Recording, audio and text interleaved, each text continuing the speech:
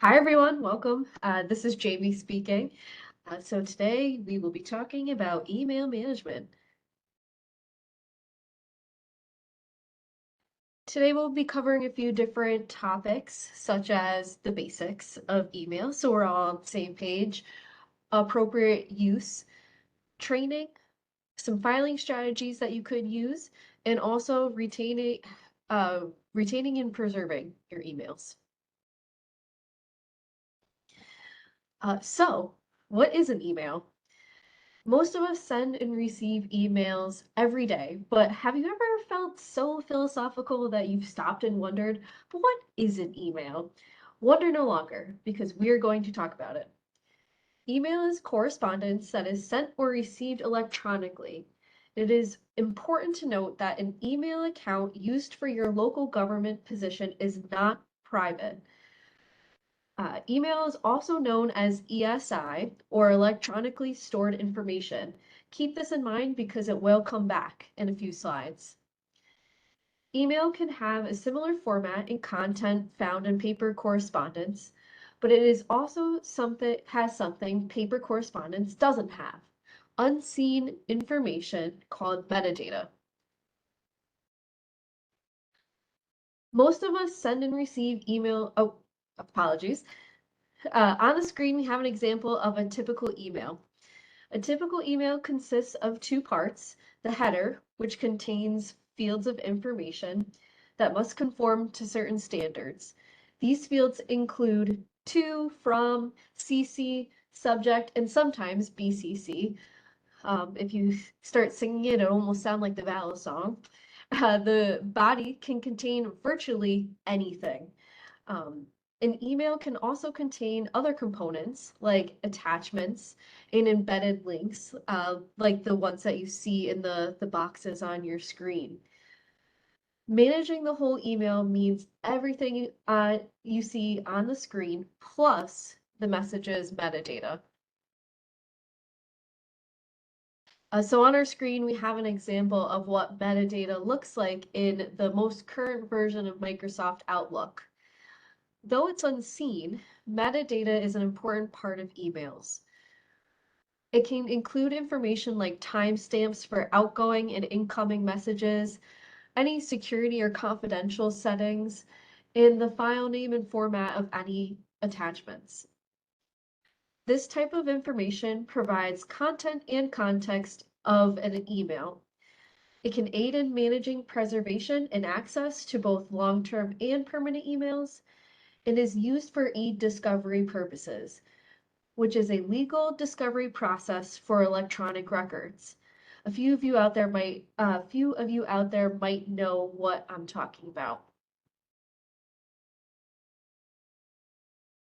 So I saw this chart recently in an email workshop that myself and Maria attended, and uh, seeing it was so helpful and honestly a little bit eye-opening to see just how complex of a process emailing is. And that is why it's really beneficial to have a strong relationship with your IT department or your IT vendor. They can help you select the best tools to retain and preserve your emails. And this is something that Maria might, will talk about a little bit later in the presentation.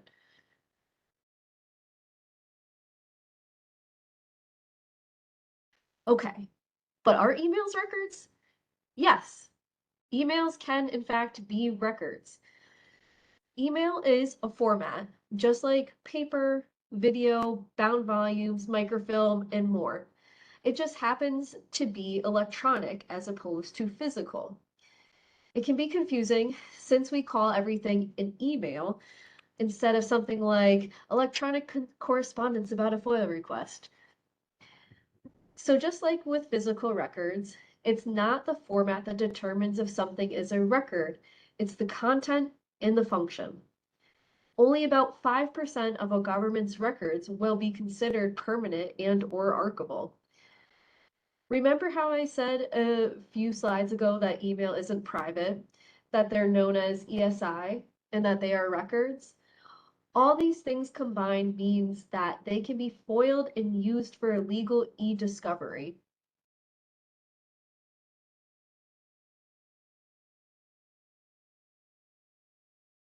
Because emails can be records and are not private, having an appropriate use policy is important for managing emails of both old and new employees of your government or agency. A policy should provide guidelines for employees with email accounts, as well as information of what actions can be taken by administration to ensure appropriate use. The goal of establishing a policy is stopping the creation of unnecessary and potentially harmful email and protecting your government or agency from liability. Our publication, Developing a Policy for Managing Email, provides information on what goes into a policy, best practices, and examples of what a policy could look like.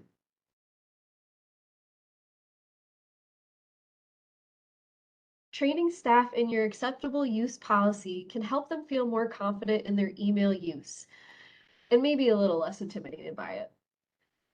Training should be ongoing, consistent, and reinforced.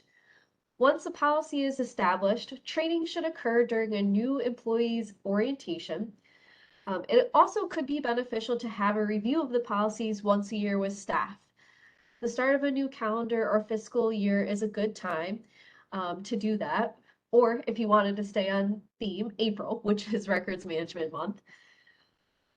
Training for all staff members should include what is expected of users, how to identify suspicious behaviors, who to notify when something suspicious is identified, how to reduce your risk, and what the cost of non-compliance is.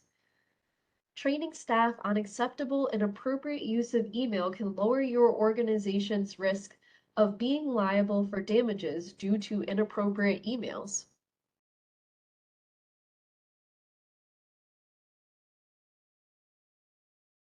Further training should be conducted on email composition. It's an important part of records management. And as we all know, records management is everyone's responsibility, not just your agency or government's records management officer. It also it allows email users to more easily identify emails that are records, classify them, and apply retention. So while you may or may not be the official record holder, depending on what your email retention policy is, good email composition is important because it helps everyone involved manage email more effectively. So some good tips for good email composition includes clear, descriptive subject headings. Think of these as a folder label. You want something clear and descriptive so you know what's inside. This can also be helpful if your system allows for full text searching. It also includes having one subject per email. It can be really tempting to send a message about multiple subjects to someone, but this will make it more difficult to classify later on. It may lead the email to be kept longer than is necessary. A good email will be concise and to the point. People have short attention spans, and important information can be lost in a lengthy message. So if you find yourself writing a lengthy email, consider meeting or calling the person instead. You can always send a follow-up email recapping your meeting if you need documentation. Lastly, make sure that you're responding to the last message in an email thread or string. If you don't, you may have to retain more than one copy of an email string. So here on the screen, we have a few examples of vague subject lines and how they could maybe be improved to make it a little bit more descriptive. So, instead of info, it's shelving vendor contact information, or important, using new email policy instead.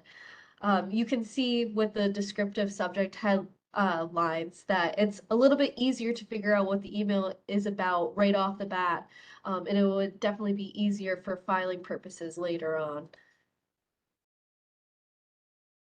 Another important part of email management is the ability to identify emails as records, as official copies of records, and the retention requirements.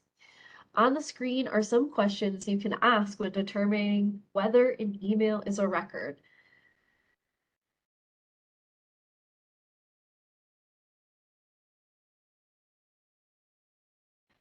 So, on the last screen we had the last question was, is it the official copy? If yes, a record. If no, not a record. So let's talk about that more. Is it related to a business practice? Oh, sorry, I'm one of the questions was, does it relate to a business process? If it is, it likely is a record. So we'll talk about that one a little bit more. If an email is used for any of the purposes listed on the screen, it's likely a record.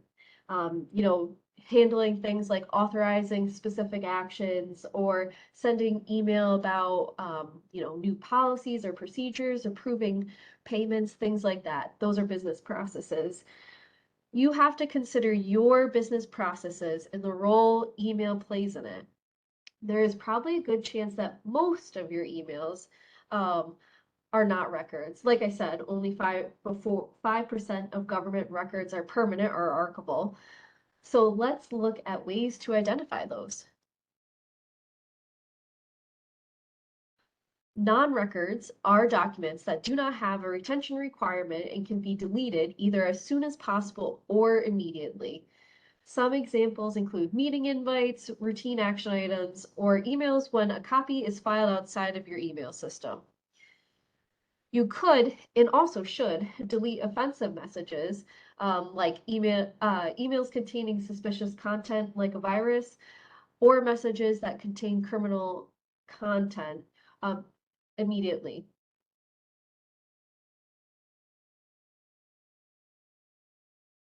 So after you determine that the email is a record and not a non-record, you will want to figure out if the email is the official record copy.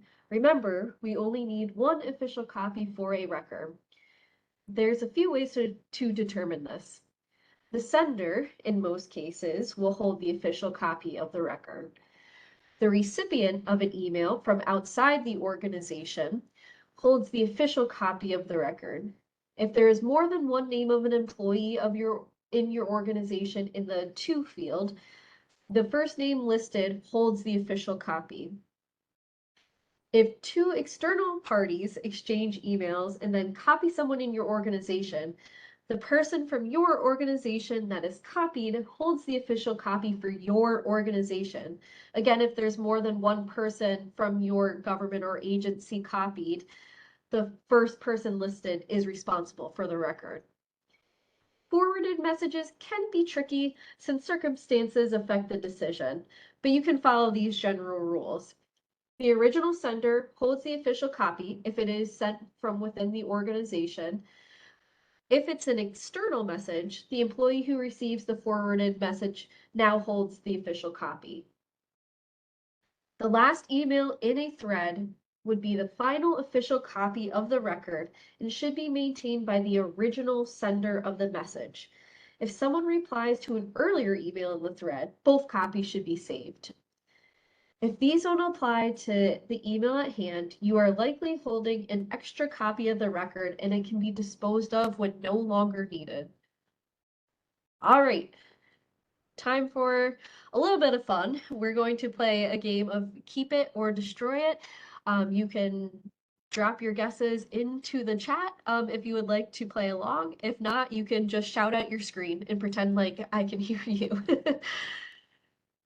Oh, apparently this is our animation's not going to work, so we're not going to play a game.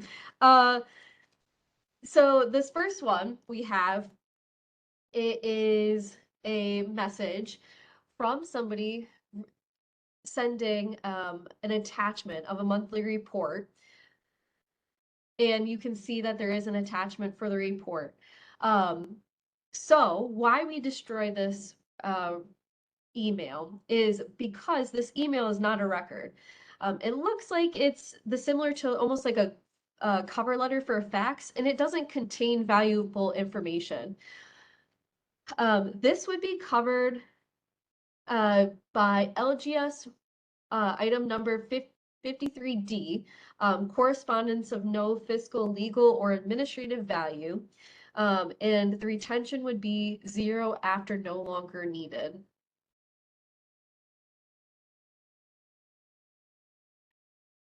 The next example we have is a FOIL request. It is somebody who is named after founding father, uh, about requesting copies of all records related to the construction of an elementary school's playground, or just a construction, and they're asking it underneath the FOIL. So this would be kept, although it would be for a short amount of time. A FOIL request must be kept for the length of its retention period, and then it can be disposed of. So this is covered by item 706, Freedom of Information Request file. And it would be retained for 6 months when the request is granted, or 6 months after final determination if the denial is appealed.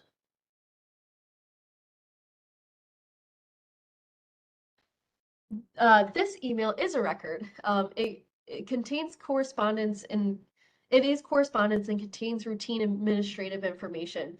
The email on the screen is talking about signing, the fact that they'll be signing a contract for new water fountains on Tuesday. And they mention details about the contractor or the vendor that they ended up ultimately going with and who they didn't.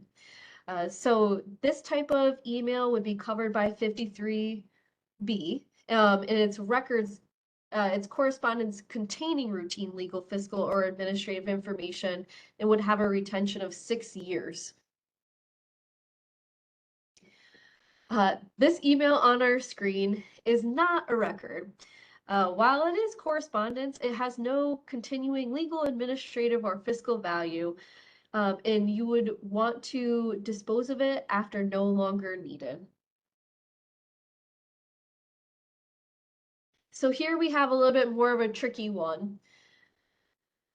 This email is a record, but it actually has 2 different retention periods, because the first paragraph, which is talking about demolishing a property and using a contractor to do so, would be covered by LGS item number 112C, and which is building permit and certificate of occupancy issuance records, and has a retention of 6 years after the building no longer exists, which can be quite a bit of time. And then the second paragraph, which is talking about a personnel matter with an employee, is covered by LGS item number 637, investigative records and disciplinary proceedings, and has a retention of 3 years after final decision. And here we have a little bit of a bonus about circling back to good composition for email. There are some things that could be done to help improve this email so retention is a little bit easier later on. So as we can see, the subject line is a little vague. A couple of things could mean a couple of things. So there's one thing that could be improved. This email also contains, like we said, 2 topics in one email. So they should be 2 separate emails to make it a little bit easier to understand, but also for retention. And lastly, in the last sentence of the email contains some unnecessary and derogatory comments about the employee, that there's a personnel matter going on.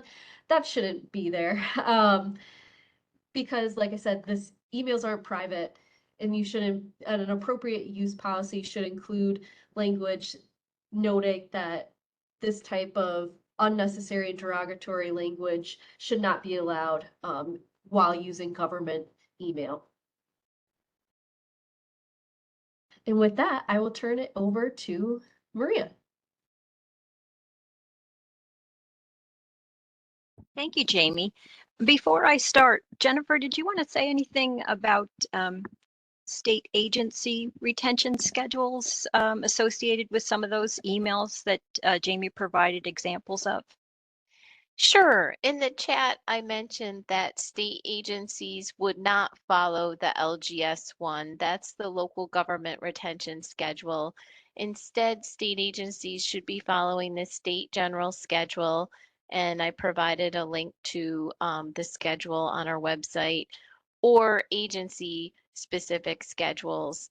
And those schedules should have similar retention periods to the ones noted in our local government retention schedule. Thank you. Okay, in this half, I'm going to talk about options for retaining, filing, and preserving emails. So this slide's just a reminder, Jamie kind of covered it, but like other record formats, emails containing records have a life cycle that needs to be managed to ensure that the record fulfills its retention requirements, that the records are filed for easy access, they're disposed of regularly, or they're retained permanently. So the tricky part with email is keeping on top of the volume that we receive and also determining your email system's capabilities for retaining, filing, disposing, and preserving emails. A lot of email systems allow you to set up folders in your inbox. Some of you may already do this. You file records, you file non-records. Doing this can keep your inbox organized and, as they say, clutter-free. Using folders can also help limit your search results. And some systems let you establish rules to automatically send messages to specific folders. So filing email and keeping it organized has similar advantages to a good paper filing system. Email systems also provide options to manually or automatically send emails to an archive. So some people may opt for cleaning up the clutter by sending it all to the archive. So this management strategy is like saving everything without managing it. And we've also seen those results with paper records. So considering the amount of email a lot of us receive, archiving everything is probably not going to be sustainable in the long run. It'll make it harder to locate records to ensure that they're retained, and also records that you need to use. And it may not be the most efficient use of your agency's resources. It could also tax those resources.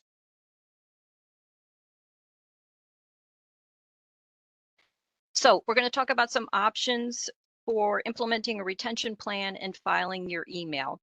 Schedule-based, uniform, functional, and account holder retention. So with schedule-based retention, this involves setting up a filing system built around a single or individual record series or type, its retention, and the dates of the records. So you can see the example on the slide. The folder hierarchy places the record series, and you could also include a reminder about the retention at the top level folder, with subfolders organized by year beneath it containing the records. So this method will help you identify the record for access and also dispose of a year's worth of, in this example, 6-year correspondence on a regular basis. So for records with short retention, like routine correspondence, this method can make it easy to manage your records from creation to disposition or disposal with folders set up in your inbox. So uniform and functional retention are both methods of grouping and managing multiple record series together, either by retention period or by function and retention. So on the left, we have an example of uniform retention. Folders are set up for all email records with a retention period of no more than 6 years. So the top level identifies that these are the records, and they have a retention period. You could add that reminder of 1 to 6 years.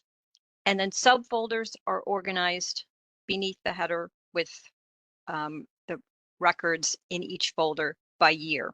So this method keeps the records together for access, enables you to dispose of one folder annually, And this is done instead of setting up folders for 1-year records, 3-year records, 6-year records. So they're all managed with a 6-year retention. Functional retention groups records by a function or a topic, and it assigns one retention period to all the records under that function. So in the example on the slide, all the records are related to the purchasing function with a retention period of no more than 6 years.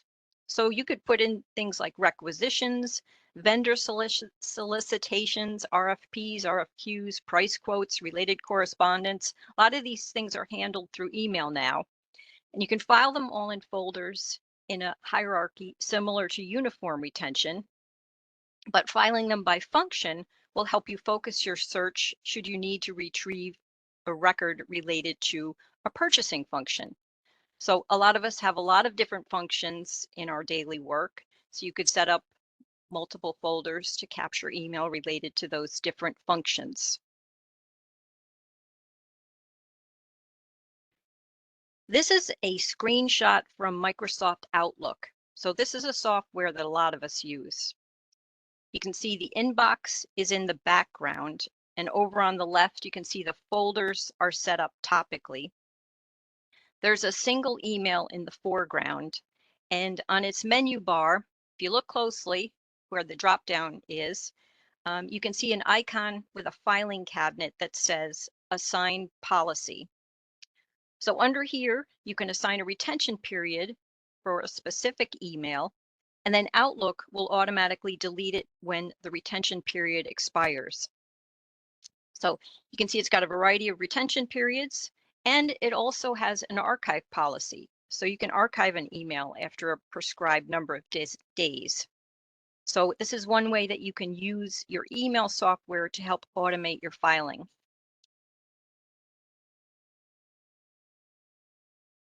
Here's the same screenshot with another way to automate filing. You can assign a rule that will automatically file emails that you receive. So in this image, the rules are to the left of the Assign Policy filing cabinet. You can click on Rules, and then you get a Create Rules dialog box. And this allows you to select a condition such as a specific sender or specific terms in the subject line. And then you select Move Item to Folder. You get another window, and you can choose one of the folders that you've set up over here on the left to move that particular email to. So once you've set this up, every email that you receive from a specific sender or with a specific phrase in the subject line automatically gets sent to the folder that you designated. So nice feature for records.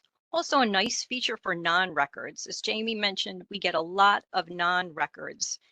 Emails from listservs, from professional organizations, from vendors. Those may be emails that you want to look at, but they aren't really part of your daily work. So you may want to set up a folder to keep them out of your inbox, keep your inbox clutter-free, and set a minimum retention period on those records. So you may not get to read all of them, but they won't pile up in your inbox or in your email. So account holder retention is another option. This bases retention on the position, function, or the work of the individual account holder. So generally, the higher the position in the organization, the more likely the account will have a long or a permanent retention period. So as in the example on the slide, you might designate the mayor and the governing board email accounts as permanent, because this may be where important decisions like policy are made. The treasurer's email may be determined to have fiscal value and may be assigned a 6-year retention for the account. And then other staff who receive email messages that are mostly work assignments or general information, duplicates, just announcements, things like that. Those are records that can be disposed of zero after no longer needed, but you may want to assign a 1-year retention on the account for temporary reference. So to apply account holder retention, your organization has to first determine what email records staff are creating and receiving, and then determine the longest amount of time necessary to make sure all of those emails are accessible for their full retention period.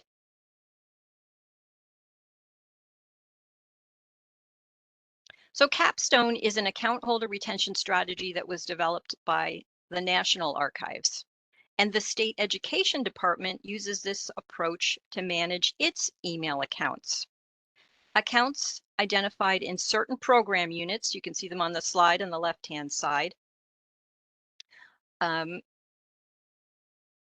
been identified for 3 different retention periods that are on the right-hand side. So commissioners and council staff, executive accounts, those are permanent, and some of those are transferred to state archives at some point. HR and labor relations staff have a retention period of 10 years after separation from service on their accounts. All other staff have 7 years separation from service on their accounts. So it may sound like this is the same as keeping all email for a fixed period, but that's not the case because other retention rules are applied to things like non-records. So additional automated retention periods were applied to deleted items, so 14 days, and junk mail, 30 days for those. And those are automatic settings that staff cannot change. All other emails and calendars are archived after 180 days or 6 months. And as I showed you in the previous example, staff can make the auto archive period shorter or longer by selecting a different archive policy. Staff also have the ability to delete emails that have been archived. Litigation was also addressed. So if an account is involved in litigation, there's a hold placed on the account. Then once litigation is complete, the normal retention period for that account is applied.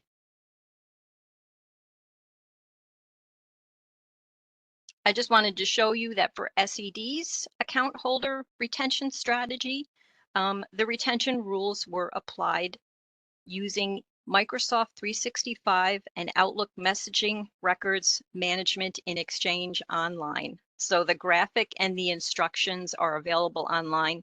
I can put the path in the chat box at the end of the webinar.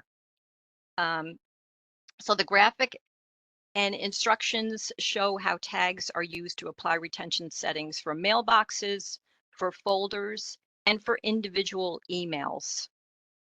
So the default policy tags for mailboxes and the retention policy tags for things like junk and deleted items, as I mentioned, those are assigned by the system administrator, and staff can't change those, but they have allowed us personal tags.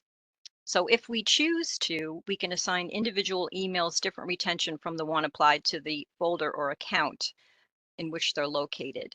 But we're not required to, so it is an option.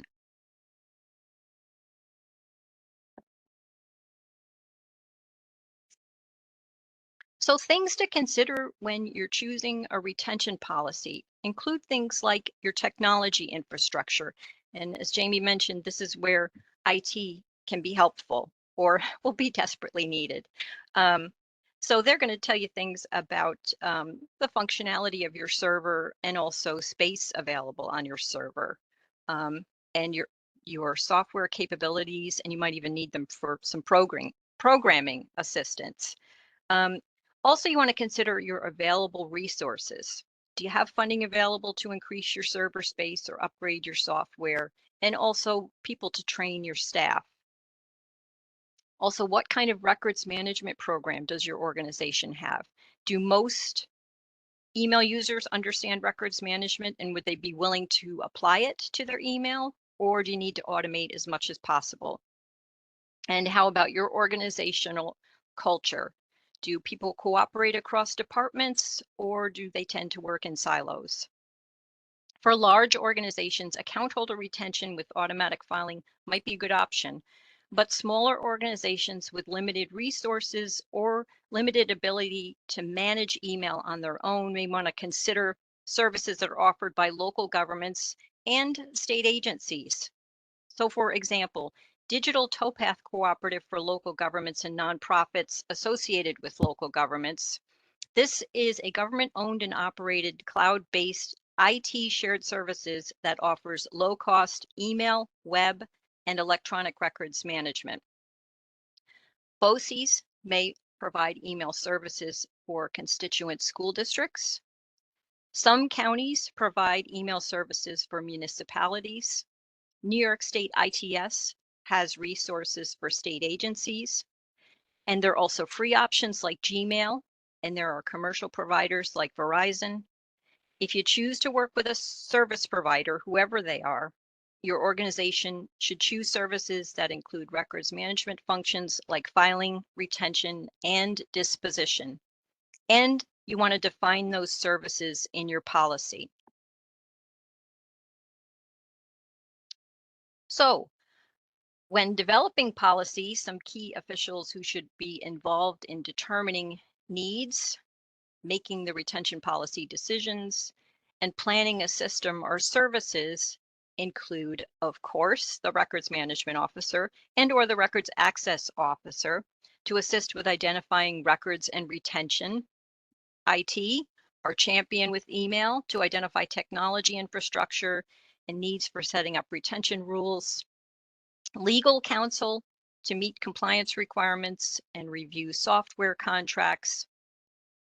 Chief Administrative Officer to assist with policy creation, setting, implementation, supporting, enforcing, and also with financial resources.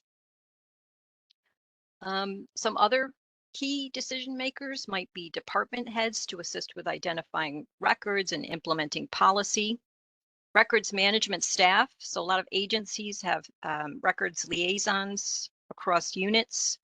Those people would be great for helping identify records and retention periods.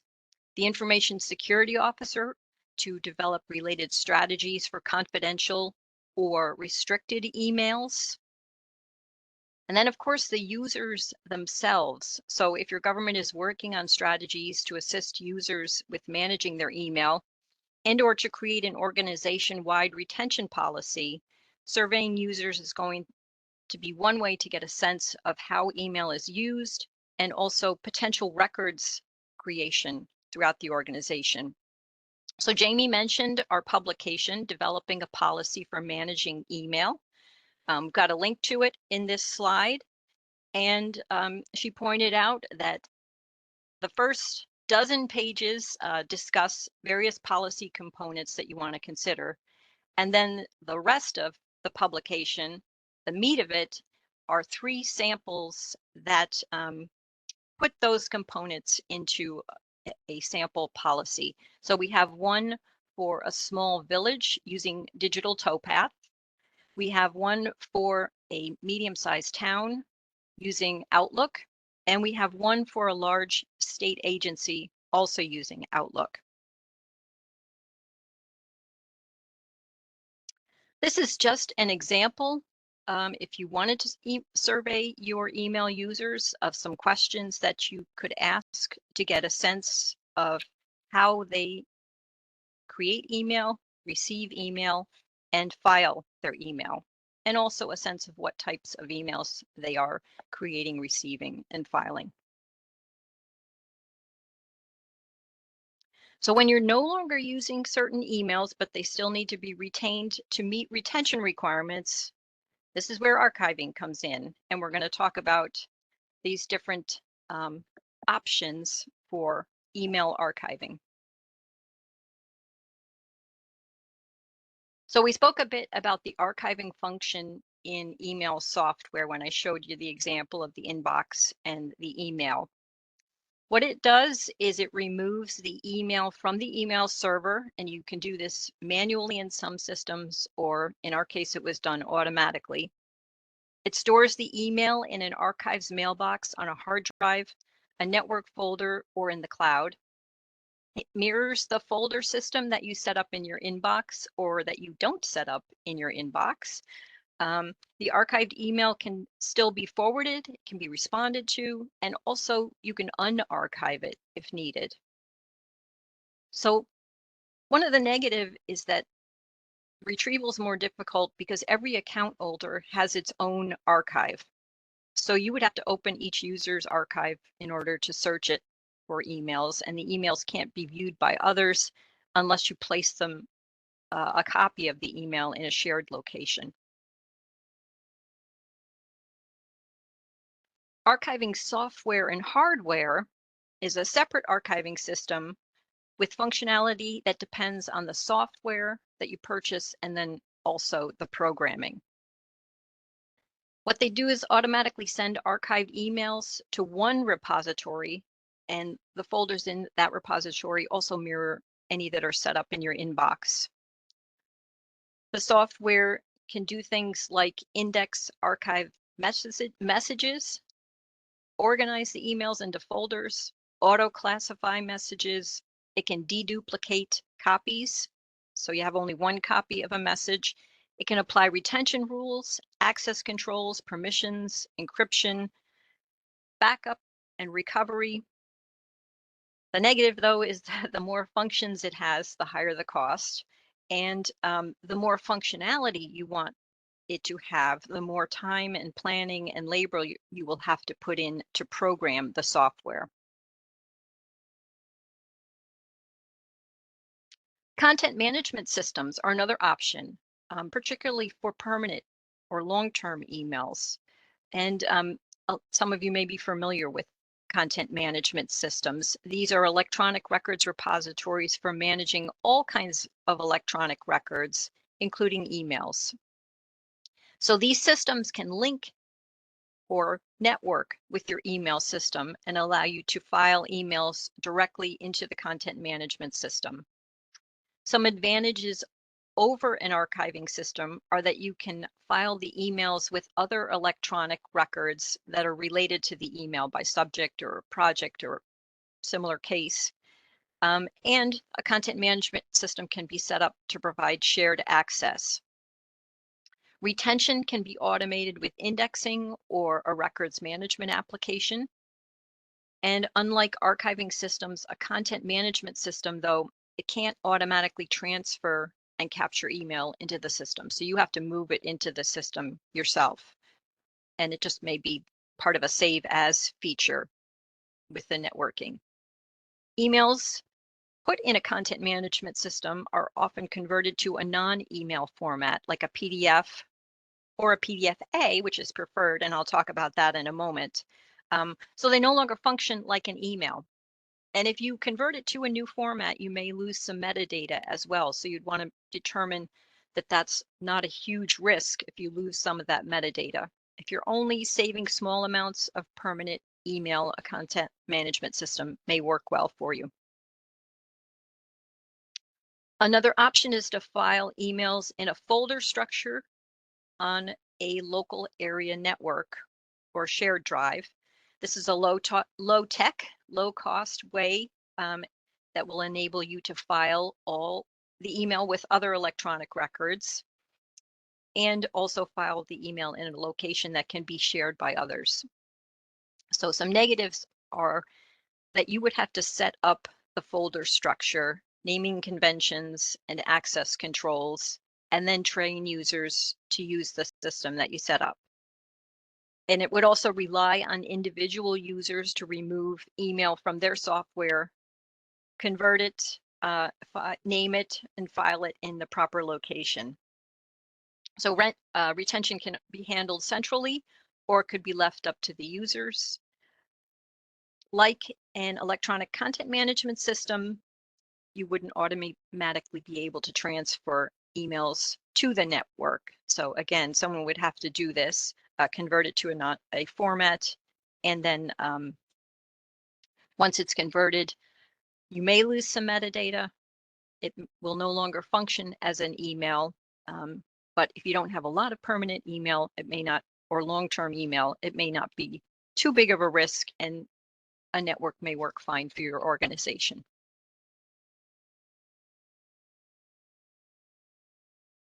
Managing email as paper might be good for an organization that has few resources and receives little email.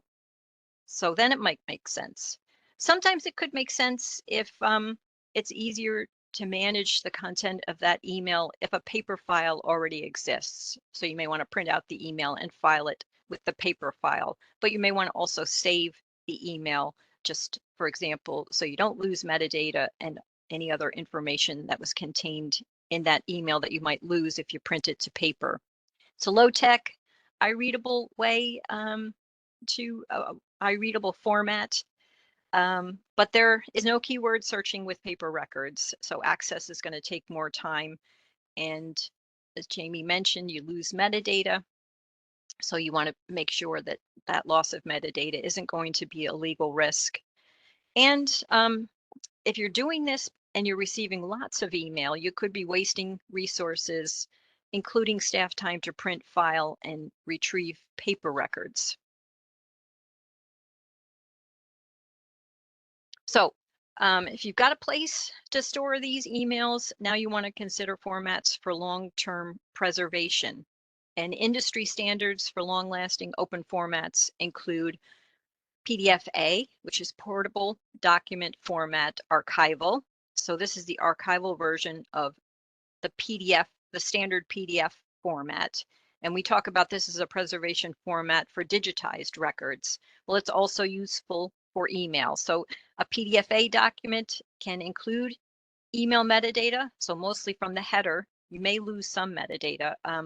Also information from the body parts, and it can also attach, embed attachments within the PDF-A file.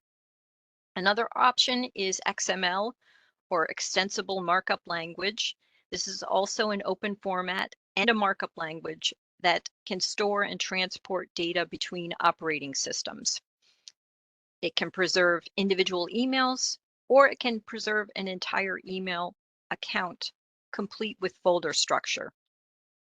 So using open source formats is going to make migration to an email system easier. And if these are permanent and long-term records, they're going to have to be migrated at some point. Just talking about migration in general, if you do have to migrate, the more messages you have to migrate, the higher the costs for the migration and also the greater risk of problems.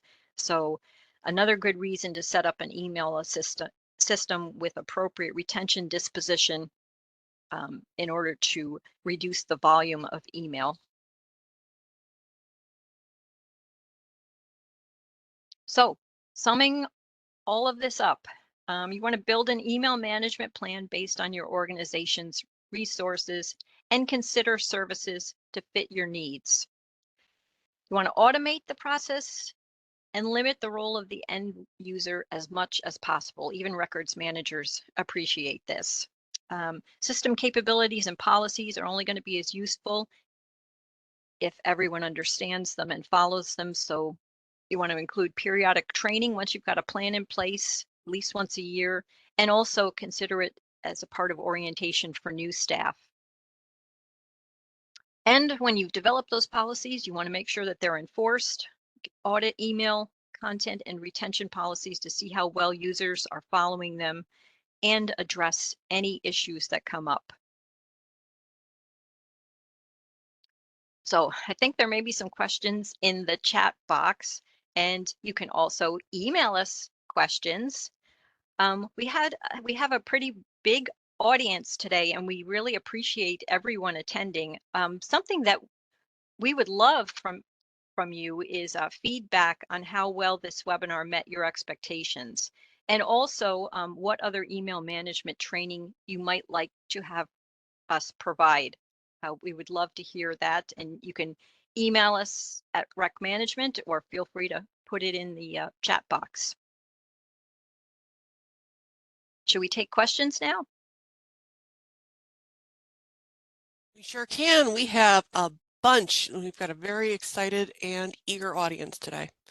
So all the way back at the top, Abby asked, when we dispose of paper foils as per their retention schedules, We must also delete the email if the request was originally sent over in that format, correct? Yeah, well, the email would have the same.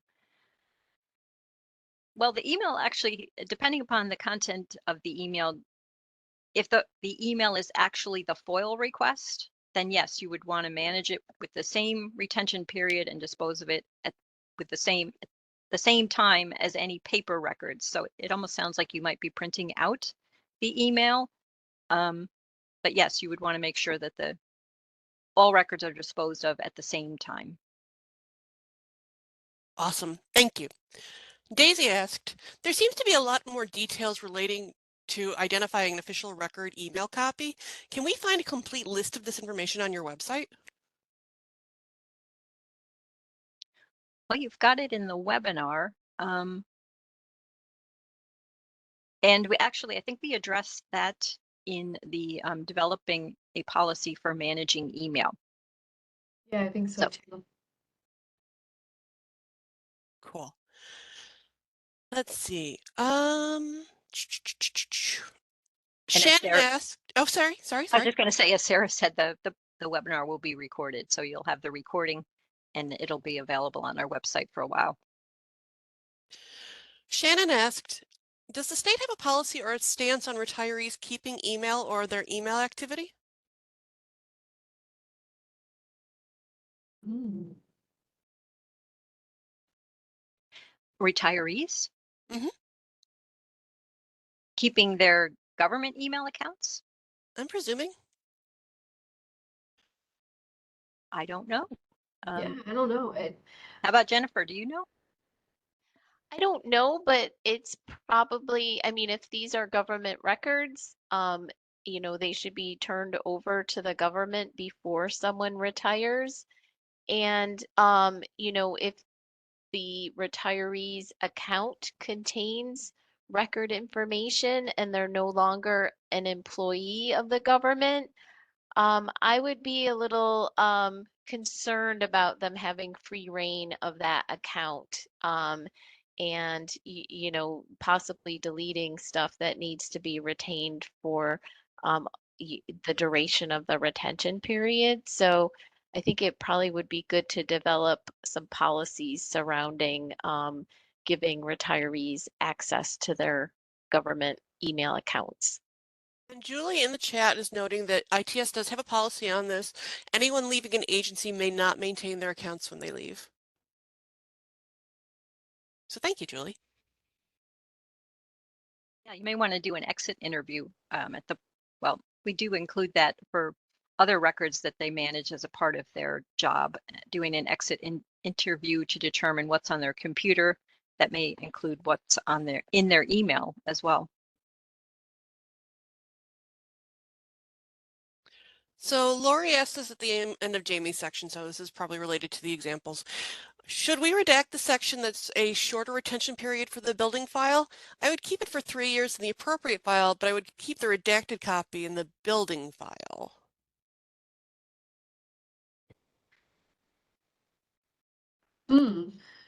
I think this must be the one that had two subjects in one email.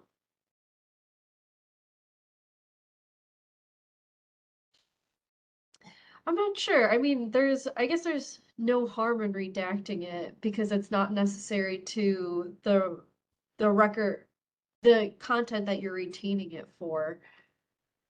And it also includes some derogatory, opinionated information. But I think Jennifer might have a better idea of that. I think I mean, that sounds like a very practical way of handling it. Yeah, I think it all comes down to your policy. If you have a good policy in place, you'll know exactly the the best way of handling information that should be redacted. Okay. Angela asked, and I think this is also related, when they say a building no longer exists, does that apply to a building that gets rebranded? For example, a school that is closed and reopened as a different school. The physical building still exists, but goes from an elementary to a middle school. I would say, and please anyone correct me if I'm wrong, because I'm still very green for this, but I would say no, it doesn't apply to a building that gets rebranded because it's about the property itself. If Yeah. it's still there and it's still in use, then that it still exists. Yeah. If the district still owns it. Okay. Are there specific, Jean's asking this, are there specific retention schedules for school districts? I'm new to archiving. There's a specific section in the LGS1, and your district should adopt the schedule. And then pretty much the last 130 pages are all related to school district records. Yeah, and I want to note with the school districts, it's not just, that's not the only section you have records in. Oh, You know, true. Good point. I've had this happen before. How could I forget? Because while all of your education-oriented records are going to be in the school district and BOCES section, you're also going to have records in the fiscal section, in the general administration section. So you want to make sure that you're using the entire schedule for your records. Yeah, that's a good point. I was actually talking to an extension school about that the other day because they too have a section, Cooperative Extension Association, but they're going to find records from other sections of the LGS one for paper and electronic records. So it's a good reminder for everyone out there. Oh, Maria, this one's a good one for you. Are there specific schedules for local volunteer fire departments? Josephine sent this one through. Yes. Well, actually, we created an excerpt of the LGS1, and it's called the list of common fire district records from the LGS1 or something along those lines. It's available on our website. For if you're not a fire district, though, you are a nonprofit volunteer fire department. Legally, you're not required to adopt the LGS1. But you could use it as a model to develop a retention schedule for your records. And if you want to contact me about that. I would be happy to help. Awesome. All right, as we're getting close to the 11 o'clock hour, we're probably going to only have time for one or two more questions, but please don't hesitate to send your questions into the email address that they on the screen so that, we can make sure that you get the answers that you need for the questions you have. All right. So Kate has asked, are there any sample policies available that we can use as a template in creating an email retention policy schedule? There are in the developing policy for managing email, that publication that we've been talking about. There's 3 sample policies. There's one for a village, one for a town, and one for a state agency. Awesome. And if you scroll back in the chat, I should have thrown a link for that in earlier. Teresa is asking, is there a specific schedule that emails are required to be retained? Is this someone in our school district decides based on board policy? Could you repeat that, Sarah, please? Yeah, I think they're looking, is there a specific schedule that emails are required to be retained? Is this someone our school district decides based on board policy? I think they're looking for a specific item perhaps that says, yes, you have to hold on to the records. I'm not sure if they're looking for a policy coming from the archives or a schedule item though. Okay. I think, well, Jamie covered this. You do have to determine the content of the email. You could also create a strategy where you've determined the longest retention period of any email you anticipate being created and manage all the emails based on the longest retention period, ideally short of permanent. So, but you would want to get a sense of what type of records are contained in the emails to determine the retention policy. Okay, and our last question of the day from Abby. Do you need to fill out a disposal form for an email like we do for paper?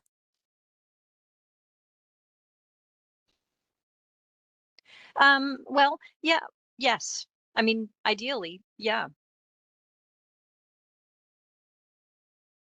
All right. So that's our that is our presentation today. Thank you so much to our fabulous presenters, and we really appreciate everyone coming today. Any last words, Maria, Jamie, Jennifer? Yeah, maybe I should elaborate on that. Because you're not legally required to even create a records destruction authorization form, but it is very good practice and we highly recommend it. So for email, though, if you do have a policy that identifies how emails are retained, filed, disposed of, um, that can also be proof to show that the emails are related to whatever particular record have been disposed of on a regular basis. So that is sort of can become an automated process for your email system. And that's another way to document how records from your email system are being disposed of. So I wouldn't say you would necessarily have to list every email that's been disposed of. It might be, for example, all of the purchasing records that were disposed of from, let's say, 2018. They existed on paper, they existed in email, and they existed in some other electronic format. So you could document disposal that way, but you wouldn't necessarily have to list every single email. There could be some different ways to do that. I'd be happy to talk to you about that if you'd like to set up a meeting. Yeah. So email us, we'll make sure that your emails go to the right person. All right. Thank you so much, folks. If you want to watch this again or share it with your friends in your offices, keep an eye out on your email next week for the link to the recording. Have a great one. Thanks, everyone.